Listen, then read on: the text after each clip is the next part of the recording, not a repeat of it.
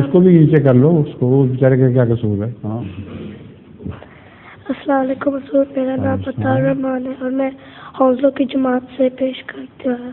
तो मेरा सवाल ये है कि एक आदमी अगर जानबूझ के बहुत ज़्यादा गुनाह करे तो और उसके दिल में ये भी है कि जब मरने से पहले हज कर लेगा, तो क्या अल्लाह मियाँ उसको माफ़ कर देंगे जब वो हज करेगा? कोई इंसान गुनाह करे जानबूझ के, जो भी है, जब भी सच्ची तौबा कर लेगा अल्लाह ताला उसे माफ़ कर लेगा। ठीक।